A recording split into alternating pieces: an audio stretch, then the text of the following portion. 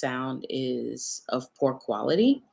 But yeah, it's me, Sunshine Wiley. I have been out of the mix for a little bit, doing some things. And I have been kind of working on some pretty exciting things. A lot of you have probably already seen um, the post that I put up regarding the consulting business that I started. That consulting business is something that's always been kind of in me. And it's something that I've been doing for a while. I've been in human resources for the last 9, almost 10 years. And it's been something that's been rewarding, been positive, and been something that means a lot to me because there are a lot of people in this world who, you know, are human resources professionals, but they don't necessarily care about the humans that are the resources that provide the services and the insight and the creativity and the talent to a lot of businesses. And I'm a little bit different because I'm a people. I care about people, sometimes to a fault, but I care about people. And so that's something that is really huge for me, something that I truly care a lot about. So that's something that I launched because, you know, I found myself helping a lot of people while I was on the job. And while I'm on the job, a lot of questions come to me about resumes, about, those who are, unfortunately having their departure from the business. They might ask me questions about whether or not I'll provide them with a reference. They'll ask me questions about, even if they're being terminated, I still am the type of person that will offer and provide help, right? So sometimes the help isn't from people in my job. A lot of the resume questions come from friends who are outside. A lot of the questions about how to negotiate salaries or how to negotiate raises and things like that come from my friends. I have, on occasion, been asked to mentor people who are in the organization that I work for. And it was interesting because it was honorable because there was a sense of trust that people had in me that I did not necessarily know that people would have for me. You know, they trust me enough to know that the information that I'm going to give them is the right information and that is good information, and that I'm not just going to send them off, and I'm not going to be selfish with the information that I provide them with. So the reason why I titled this live Secrecy, sorry, there's no healing in secrecy, is because like I saw a post in a group, and I won't talk in depth about that post because it was private. Um, but it really helped me because, hey, it really helped me because I was like, a lot of us go through a lot of stuff and we go through it in secret. And it doesn't have to be a mom, it doesn't have to be a dad, it doesn't have to be a man, whoever. People, we go through things in secret and we don't say anything because we either want to be strong, we don't want to complain, we don't want to come off as a see me, we don't want it to seem like we're seeking attention, we don't want it to seem like for whatever reason, we do not share the things that we're facing. Now, what I'm not saying is go out and just tell everybody all your business, bleed all over the place. That's not what I'm saying. What I'm saying is that in order for us to actually heal, we have to seek the appropriate resources and avenues that will provide us with whatever resource or whatever help that we need, right?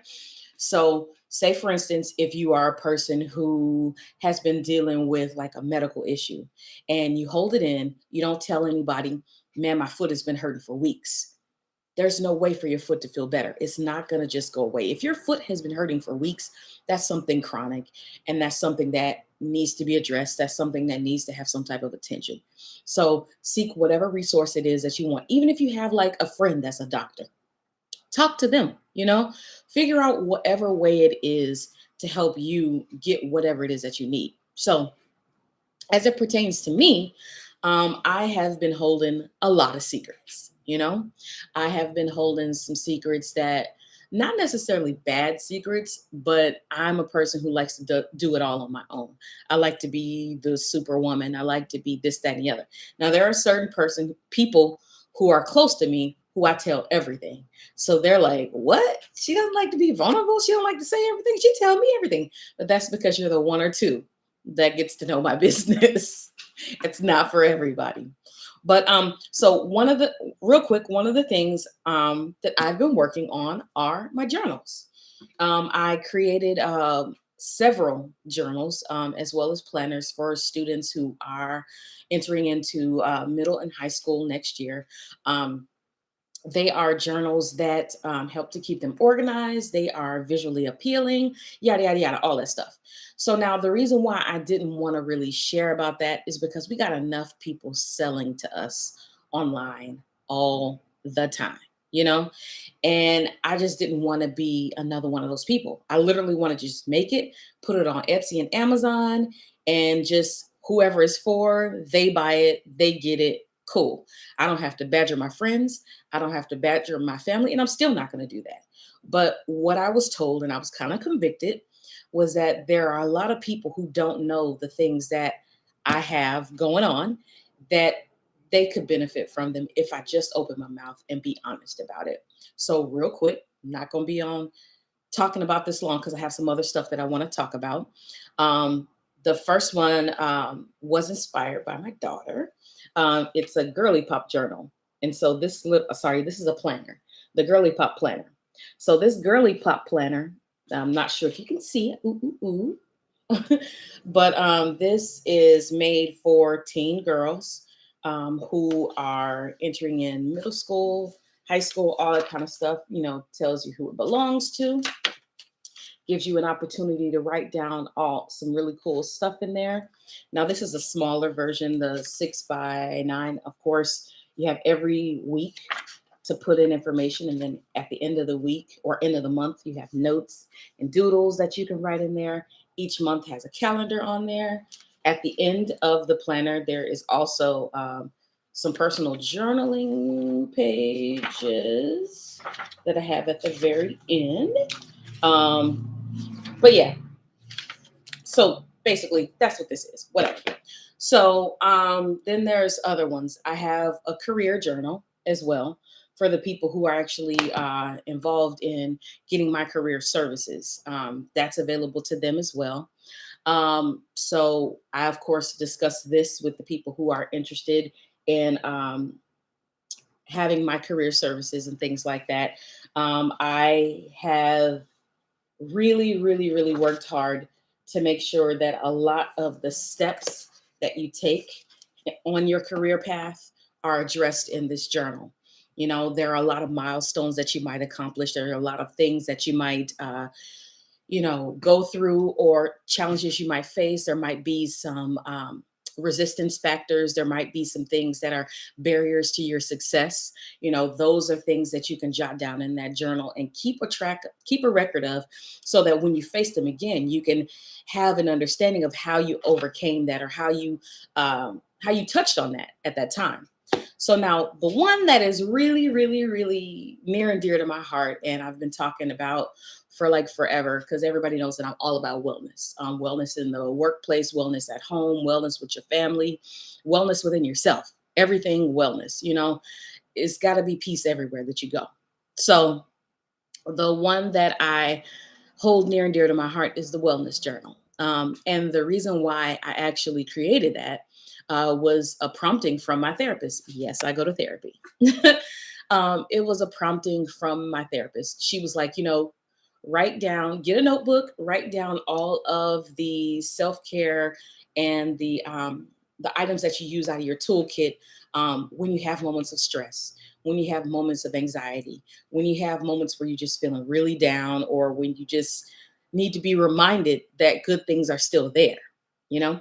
So she was like, okay, here's all the tools that I've given you, write them all down and do a checkbox. And I'm like, I don't want to do all that manually. So, of course, me being the nerd that I am, I sat down and I created a document with all the checks and the list and the things and the things and the things. And I started going through and marking those things off and using those things and being like, man, this is really helpful and this is really useful. Um, and then I was like, why don't I do this and share this with other people? Because I'm sure somebody else has a need for something like this. So lo and behold, I created the Wellness Journal. And the Wellness Journal, so this one is a proof. This one was before I got my final version. So you see the little do not, you see the little do not sell thing on there. And so that's all that is. But of course, if you get this particular version, you won't have the little gray thing on there that says do not sell. And I can show you the inside, a brief, a brief viewing of what's inside. Uh, this is the dotted version because I do like dotted journals.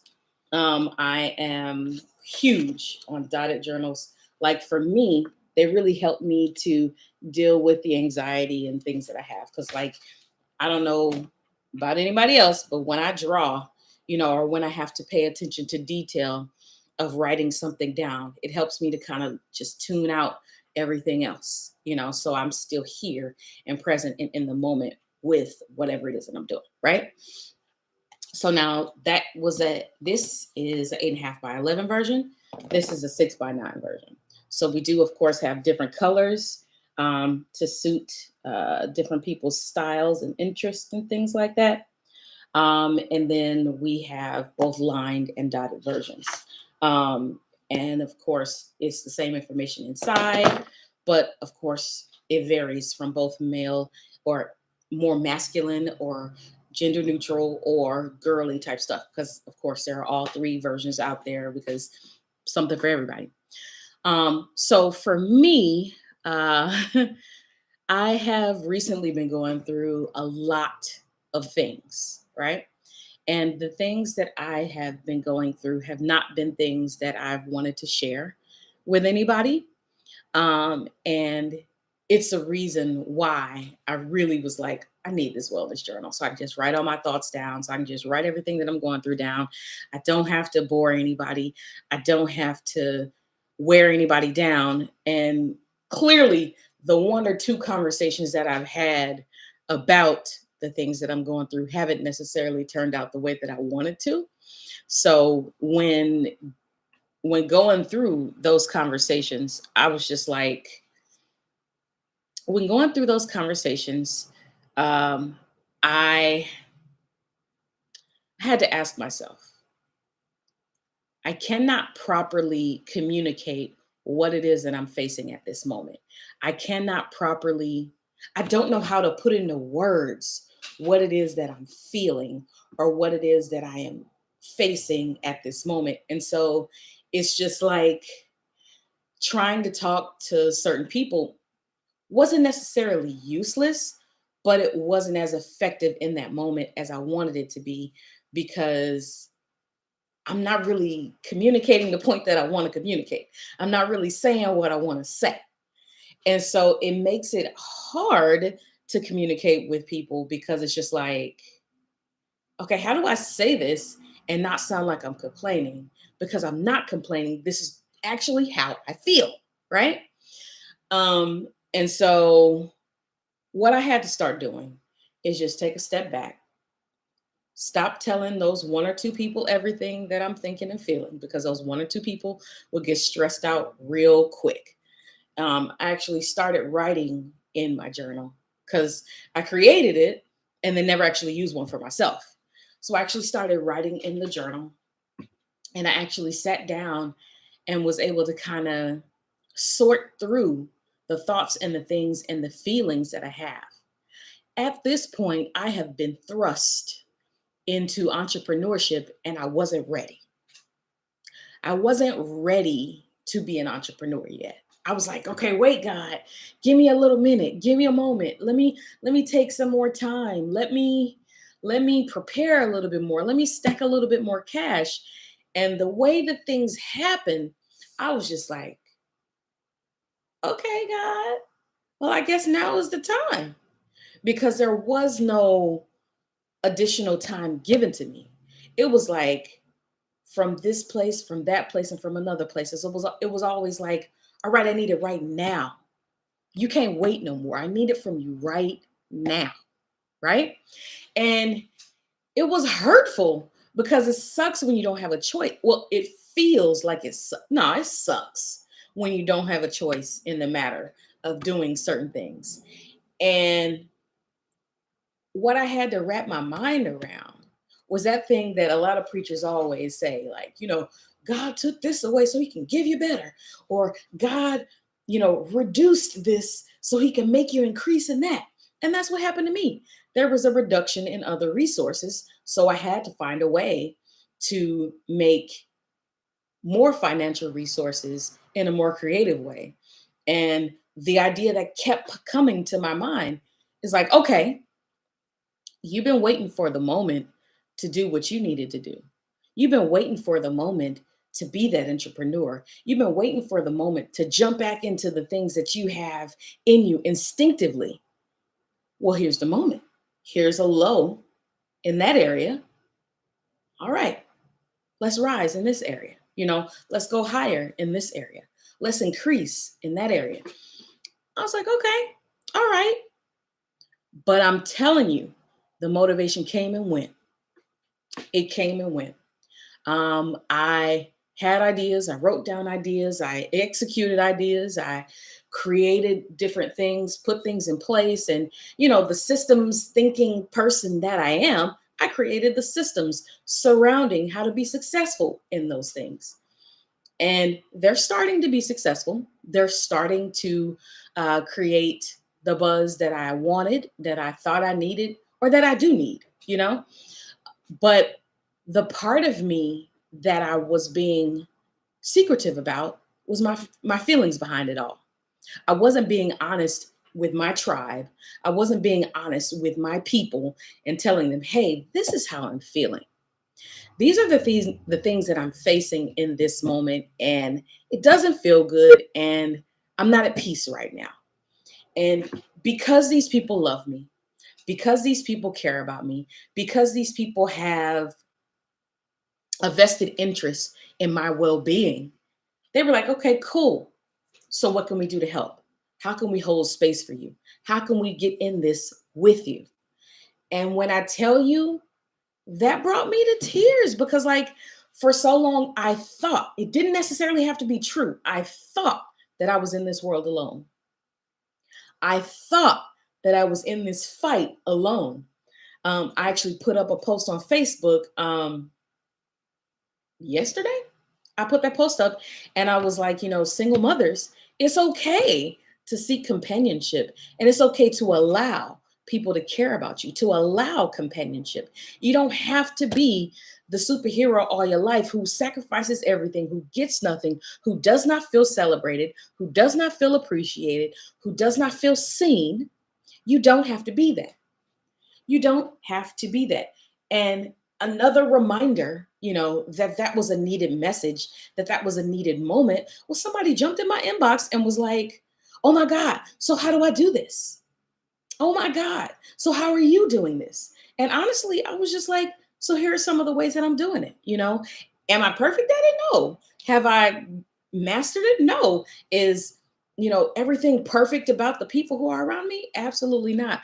But what I so appreciate and what I so love is that the people who are around me, who are my tribe, have not given up on me, and I have not given up on them. A lot of times you have to say it like that, because if you don't say that it's a reciprocal situation, people will assume that it's not a reciprocal situation, which is not true. I can literally just be talking about my perspective. But to put that disclaimer out there, it is reciprocal. What I'm talking about receiving, I am also giving. So let's say that. And then now I'm going to talk about my perspective, because I'm going to talk about how it feels to receive from those people. I'm going to talk about how it feels to have those conversations, have those people texting you and calling you and checking on you, being like, okay, this is a wellness check. You didn't seem too great, so let me make sure you're good. This is a wellness check. Let me make sure that, the things that we talked about, the personal things that we talked about, are things that we can catch up on, that we can follow up on, are things that, I can pray with you with. I got friends that will pray with me. If you don't have friends that, whatever it is that you follow, I follow Jesus. So for me, friends that pray with me is important. For you, whatever it is, get what you need from your people. What I needed in a lot of these moments was a prayer. What I needed in a lot of these moments were people to get up, come to me physically, and see my face and make sure that even in my surroundings, that I don't look like, or that I don't get lost in or get buried in the things that I'm facing. That's what I need, you know? And needing that, I can also supply that. I can also be that person to somebody else. Knowing that this friend over here is having an event, I can go in and I can be that support. I can be that person that they need, because I can trust that I'm safe to be that person with them and I won't be taken advantage of. I can trust that I am safe to be that type of a person to this person, because that person also understands my heart and also can return the favor, right? And it's sad to say that we are in the day and age where there are a lot of people who will take advantage of you if you let them. And that's not a reason to not give anything at all. One thing that I don't believe in is absolutes. There's not all the way to the left and all the way to the right. There's a such thing as balance. There's a such thing as being able to meet in the middle and find your middle ground. Because if you are a natural giver, right? If you are a natural giver and you have had people to take advantage of you, what is needed is learning balance. What is needed is learning how to read the room, use discernment, and make sure that when you're giving to people who are going to be the people you're supposed to give to. Or honestly, also adjusting and knowing that sometimes when you give to people, it's just a seed, and you don't necessarily have to be the person who has to reap that seed. Hey, um, I had to learn that the hard way, because I was always like, well, if I'm giving to this person needs to give back to me. That's not necessarily always how it works. Sometimes God gives back to you another way. Sometimes God gives back to you from another resource, from another person altogether. Sometimes people just need to be poured into. And sometimes, if a person is in a season where they need to receive because their cup is so empty that they need their people to pour into them, it's okay for in that season, they can't really give it back to you right then. Because you got to know and you got to recognize who these people are. Social media has us super jacked up, and it has us thinking that instant gratification, or instant return, or right away responses are needed. And that's not the truth. That's not the truth. Number one, it puts an unrealistic pressure on people that is harmful. There are times where people just need a cooling off period. There are times where people just need to be, you know? And I know for myself, I love people. I love being around people. I enjoy the company of being around people. So there are friends that I have, they don't have that feeling. So they don't understand what it's like to enjoy being in the presence of people who are kind hearted. And I love it. I love it. However, even still, I love times where I am by myself, because those times I use to refill my cup. I use those times to read books. Is my book around here? Yes. I use this time to read books like this. Ooh, there's lights. To read books like this so that I can show myself that I'm worthy of way more than I was giving myself credit for. I have been a person who has been taken advantage of and used like many other people. And I'm not going to pretend like it doesn't hurt. I'm not going to pretend like it doesn't take its toll. But what I chose to do is to take a step back and actually figure out, okay, now what are the signs and the characteristics of the people who took and ran, who took advantage, And how do I recognize those things moving forward? How do I put myself in a position to receive the things that I want to see, that I want to receive, right? Because as a giver, sometimes you don't even ask for what you need. And unfortunately, a lot of us want people to be mind readers, and they're not. They will never be a mind reader. They will never read your mind. They will never instantaneously know what you're thinking. They will never know what you believe common sense is. Because what you believe common sense is based on how you were raised, your experiences, the things that you've seen, the people that you've experienced, the people that you've been around, all of that, all of that, all of that. And guess what? They haven't lived your life. So what you expect them to know is based on your life, your experiences, your thoughts, how you were raised, how you move, and it's not fair to expect other people to have your common sense. There are certain things that can be universally applied. Like don't hurt people, don't steal from people, don't lie to people, don't this, that, certain general things that are common. But say, for instance, if you grew up in a close knit family and then this other person did not, the things that you do for your family should not be expected from those other people because they didn't experience that. They don't know that. You have to teach them that. You have to explain to them, okay, so in my family, the way I receive this, the way I do these things are this. The way I enjoy or the way I like to be shown up for in this moment is this, because they will not know. And you expecting them to know is not realistic. Forget about fair. It's not realistic. It's not going to get you to the place where you actually want to be. You want to feel happy about the people who are around you.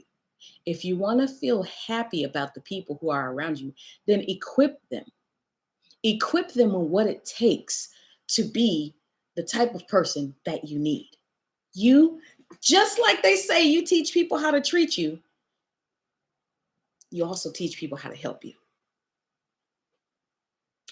I'm gonna say that, and I'm gonna just about take my seat because I didn't like the fact that I had to teach people how to be good to me, and not how to be good to me in the general sense of being kind and being nice. But I didn't like the fact that I had to teach people how to be good to me. Like, if I'm sad, this is what makes me feel unsad. I didn't like that. I didn't like the fact that I had to show people how to show up for me. I didn't like that. Ooh, my phone is tripping. I didn't like the fact that I had to show people how to show up for me. And that burned me. That burned me up on the inside, something awful. Because the one thing that I will say is that showing people how to show up for you helps you to actually get what you need. It's a sense of vulnerability that a lot of us don't want to go through. A lot of us don't like being vulnerable. I am a Black woman and I don't like being vulnerable. I don't like showing people my hand and saying, this is what hurts me. This is what makes me sad. This is what makes me cry. I don't like it. But there's so much power in it. There's so much power in the honesty behind vulnerability. And when you see it, when you experience it, when you know it, it's how you transform. It's how you change. It's how you learn to move through this life with softness for yourself. A lot of people have come to me like, whatever this soft life is that you want, this soft life, this soft. Look, the real reason people have a problem with me saying that I would like to live or I am going to live a soft life is because they think that living a soft life is a life without effort. They think that living a soft life is a life where you don't actually work for what you want. And that's a misconception. It's a lie. It's something that you've convinced yourself of that's not true. People don't even actually explore what people are saying when they say they want to look, because a soft life is different for everybody. Some people actually want to live a soft life and be kept women and want people to just give, or be kept men. This world is something else. Okay. So whatever their version of soft life is their version. My definition is for me, and the people who want to know what my version is have to actually talk to me, because my version is not necessarily what you think it is. So I've had to have conversation with people, be like, hey, stop assuming. Stop assuming. Stop pretending like you know, because you don't. You have an idea of what you think, but you don't know. You're not an expert on me. So get to know me. Let's have a conversation so that I can clue you into what it actually means. What it means is me working smarter, not harder. And for me, living a soft life is moving down the avenues that are for me and stop forcing the things that are not. That's a soft life for me. Living a soft life for me is creating the pathways. Hey, creating the pathways for me to be successful in the areas that I've been running away from for a long time, that I already know that God has ordained for me. That's a soft life for me. Living a soft life for me is asking for help instead of trying to bear, grunt, and go through pain alone. Living a soft life for me is surrounding myself with people who love me and who care for me honestly, authentically, and genuinely. That's a soft life for me. Living a soft life for me is being able to be honest with my feelings with my child and raise her as somebody who's emotionally intelligent. We see on social media, people are highlighting their children day and night. A lot of what my child accomplishes isn't even on social media, because it's not for social media. It's for her and I, right? And her parent and her other parent, her dad, right? And her family. So it's not to make other people feel the glitz and glam of it all. And it's not to shame anybody who puts it on there. That's just the way we operate. The one thing that I've had to learn, and the one thing that I wish a lot of people would learn, is different people need different things. So if what you need is on social media, get it. If what you need is off of social media, get that. Do you. Do what's right for you. Do what makes sense for you. Because there is no one size fit all. There is no if I would have did this or I would have did that. So, okay, you would have did that. So you do that if that's your situation. If it's not, close your lips. Mind your business. It don't hurt nobody to mind your business. It don't hurt nobody to keep your mouth off of people at all. I actually saw this post today, or two posts today, which was shocking to me. Um, where there were these guys who were like, "Well, what are y'all doing for Father's Day?" And I'm like, "What? Who? Wait, first of all, who's your tribe? Because the fathers in my tribe are well celebrated. The fathers in my tribe are well taken care of. The fathers in my tribe, they are celebrated. And we haven't heard no Father's Day song. Well, y'all need to turn to the right radio station, because they on. I hear them. I'm playing them. You know what I'm saying? And it's just like, let's stop. Let's stop trying to create some type of problem. Let's stop trying to create some type of waves. Let's stop trying to create the things that are controversial between us. Because the men who are fathers and who are doing their thing, especially the ones that I know, you know, the ones who I know that are on it, they are being celebrated, and they're being celebrated fully. They are being taken care of, they are being loved, and they are being looked out for. And that's just it. So I'll leave you with that. I will leave you with that. I appreciate the time that was spent here, and hopefully something that I've said has been impactful. And I thank you so much for your time. Sorry, my camera settings aren't the perfect. Excuse me. Need some water. Sorry that my camera settings aren't perfect, but I just definitely felt the need to share. And I felt that it was a really, really, really good idea for me to get to the place where I was vulnerable enough to be honest. Because on the Sunshine State, I say this is a journey that we go through together. All right. Then let's go through this journey together then. Let's be honest about this journey, you know? Anywho, love y'all. Y'all have a wonderful day. Oh, it's Juneteenth weekend. Let's make sure we get out there and support some Juneteenth initiatives and activities and things like that. It's a lot of really cool activities that are out there. So support them. Find out, research, Eventbrite, whoever you want to use to find those events. Get on it because they're out there and it's gonna be a real good time. All the cocoa butter melon and gonna be out all weekend, honey. All right. Bye, y'all.